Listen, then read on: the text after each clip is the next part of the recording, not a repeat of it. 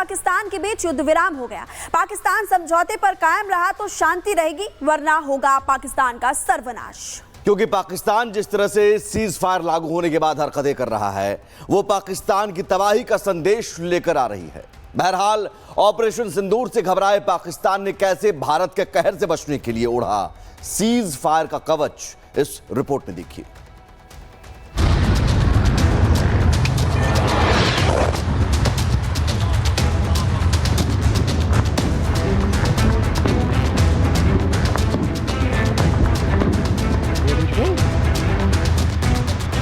Operation सिंदूर से घबराए पाकिस्तान ने भारत के सामने घुटने टेक दिए। पाकिस्तान पर हमलावर होंगे। कायर पाक ने फिर युद्ध विराम का कवच ओढ़ लिया। अल्लाह ताला के फजल करम से भारत के वार से घबराए पाकिस्तान ने आखिरकार फिर बचने का रास्ता ढूंढ लिया। भारत के गुस्से से घबराया पाकिस्तान, मुंहतोड़ जवाब से घुटने पर आए शहबाज। यूएस की मध्यस्थता में करवाया सीज फायर। यूएस की मदद से बच निकला आतंकिस्तान। जिसके बाद सीज फायर को लेकर तमाम जो बातें की गई कि सीज फायर का पालन भारत और पाकिस्तान दोनों करेगा, लेकिन हुआ क्या, उसी शाम को यानी कि 9 सवा 9 बजे के बीच में लगातार जो सीज फायर वॉयलेशन है वो किया गया। जो ड्रोन से अटैक है वो लगातार इंटरसेप्ट किया गया। हालांकि सीज फायर के नाम पर हमेशा भारत के कहर से बच निकलने का रिकॉर्ड पाकिस्तान के नाम पुराना है। पाकिस्तान हमेशा ही भारत के गुस्से से बचने के लिए सीज फायर का इस्तेमाल करता आया है। फिर चाहे कारगिल में दिया गया धोखा हो या फिर सियाचिन में थोपा गया संघर्ष, हर बार पाकिस्तान ने युद्ध के लिए भारत को उकसाया और धूल चाटने के बाद सीज फायर चिल्लाने लगा। इस बार भी पाकिस्तान ने यही किया। भारत को गीदड़ धमकियां दे रहे पाकिस्तान को जब यकीन हो गया कि भारत के सामने उसकी एक नहीं चलने वाली, पाकिस्तान ने अमेरिका से भारत को मनाने की गुहार लगा दी। जिसके बाद अमेरिका के प्रयासों की बदौलत आखिरकार शनिवार शाम भारत पाकिस्तान के बीच युद्ध विराम समझौता हो गया, जिसका ऐलान करते हुए अमेरिकी राष्ट्रपति डोनाल्ड ट्रंप ने कहा, अमेरिका की मध्यस्थता में चली लंबी वार्ता के बाद मुझे ये घोषणा करते हुए खुशी हो रही है कि भारत और पाकिस्तान पूर्ण और तत्काल युद्ध विराम पर सहमत हो गए। हालांकि पाकिस्तान की सच्चाई और उसकी नापाक फितरत से वाकिफ भारत के पास पाक को झटका देने की कई वजहें थी। बावजूद इसके अमेरिका के भरोसा दिलाने और पाकिस्तान की हालत पर तरस खाकर भारत ने पाकिस्तान को दोबारा मौका देने पर सहमति जता दी। इसके बाद दोनों देशों ने तत्काल युद्ध विराम लागू करने का फैसला कर लिया। Director General of Military Operations of Pakistan called the Director General of Military Operations of India at 15:35 hours earlier this afternoon. It was agreed between them that both sides would stop all firing and military action on land and in the air and sea with effect from 1700 hours Indian Standard Time today. Instructions have been given. वैसे तो इस बार भारत ने पाकिस्तान के खिलाफ आधिकारिक रूप से जंग का ऐलान नहीं किया था। भारत सिर्फ पाकिस्तान की आतंक नीति के खिलाफ कार्रवाई कर रहा था। बावजूद इसके सीज फायर समझौते को लागू हुए कुछ घंटे बाद ही पाकिस्तान ने युद्ध विराम समझौते की धज्जियां उड़ा दी।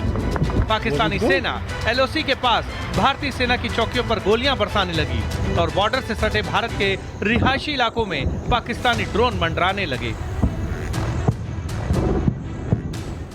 भारत और पाकिस्तान के डीजीएमओज के बीच जो पिछले कुछ दिन से चल रही सैन्य कार्रवाई को रोकने का समझौता हुआ था, पिछले कुछ घंटों से इस समझौते का पाकिस्तान की ओर से घोर उल्लंघन हो रहा है। भारतीय सेना जवाबी कार्रवाई कर रही है और इस सीमा अतिक्रमण से निपट रही है। कुल मिलाकर भारत हर स्थिति से निपटने के लिए पूरी तरह से तैयार है। भारतीय सेना पूरी तैयारी के साथ अपने मोर्चे पर डटी है। अब ये पाकिस्तान के हाथ में है कि वो युद्ध विराम समझौते का इस्तेमाल अपने हक में करता है या वो भारत को चुनौती देकर अपने बुरे वक्त को न्योता देता है। क्योंकि पाकिस्तान ने पिछले 4 दिनों में जो भुगता है वो तो सिर्फ ट्रेलर है। अगर वो नहीं सुधरा तो आगे पूरी पिक्चर बाकी है। Bureau report, Republic Bharat. और मेरे 3 सहयोगी इस वक्त ग्राउंड जीरो पर मौजूद हैं। मेरे साथ सुमित चौधरी मौजूद हैं, साथ ही साथ वैभव जैसलमेर से मौजूद हैं और विवेक पठानकोट से मौजूद हैं। सबसे पहले विवेक, चूंकि पठानकोट में भी बड़ी संख्या में वहां पर मिसाइल अटैक या फिर ड्रोन अटैक की कोशिश की गई, लेकिन अब सीज फायर के बाद क्या हालात हैं, क्योंकि पाकिस्तान भरोसे लायक नहीं है।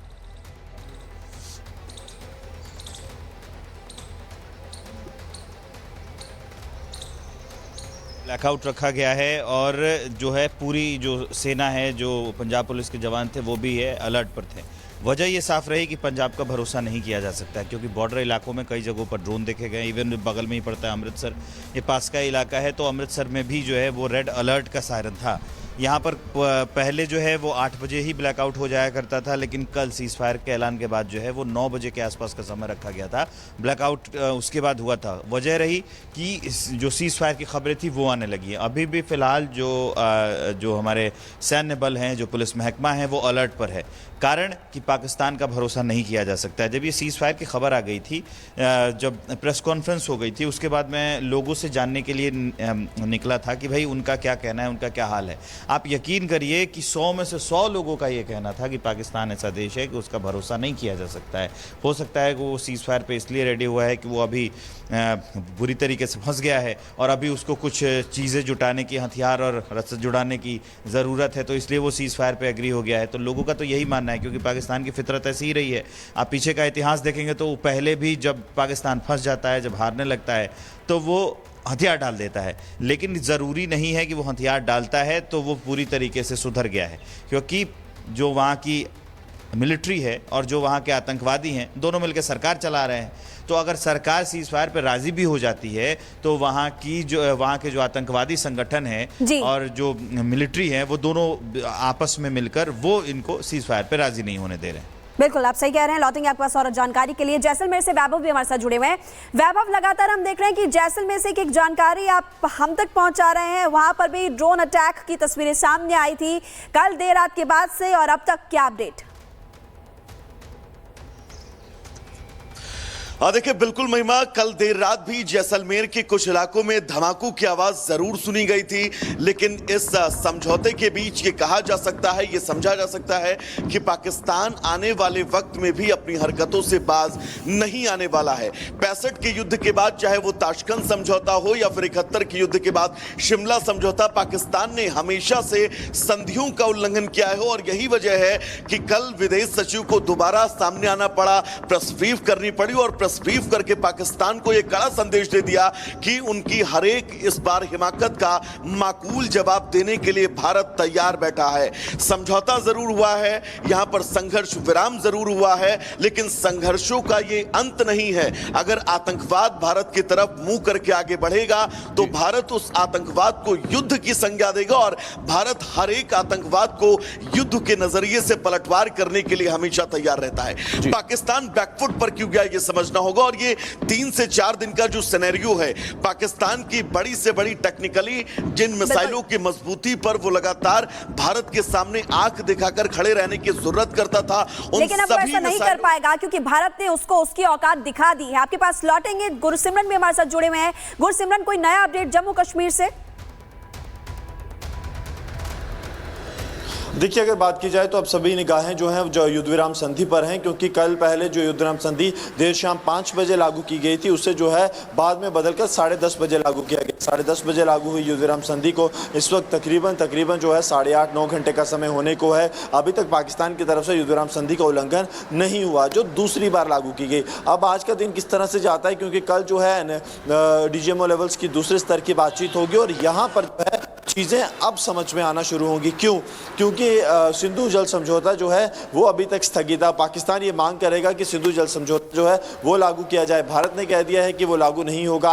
अब इसको लेकर रार कहाँ तक जाती है, ये सबसे बड़ा सवाल है। बातचीत, क्या दोनों देश अब बातचीत की टेबल पर भी आ जाएंगे? क्या अमेरिका को जो है इस लेवल पर अमेरिका आ गया है कि वो दोनों देशों को टेबल पर ला देगा, जो पिछले 7 से 8 सालों में नहीं हो पाया? क्या पाकिस्तान धारा 370 और 35A को अंतर्राष्ट्रीय स्तर पर कबूल लेगा? क्या कश्मीर मुद्दे को छोड़ने के लिए पाकिस्तान तैयार हो जाएगा, या POJ को लेकर जो है अमेरिका भारत के साथ पाकिस्तान की जी सवाल हैं जो कि शुरू हो जाएंगे, लेकिन फिलहाल की बात की जाए तो सारी नजरें जो हैं वो युद्ध विराम संधि पर हैं कि क्या पाकिस्तान युद्ध विराम संधि का पालन जो है वो कर पाएगा सच्चे मन से, या फिर जिस तरह कल शाम को हमने 6:30 बजे देखा कि 5 बजे युद्ध विराम संधि लागू हुई और तक उसका उल्लंघन भी हो चुका था। तो ये चीजें जो है वो अब देखने वाली होंगी।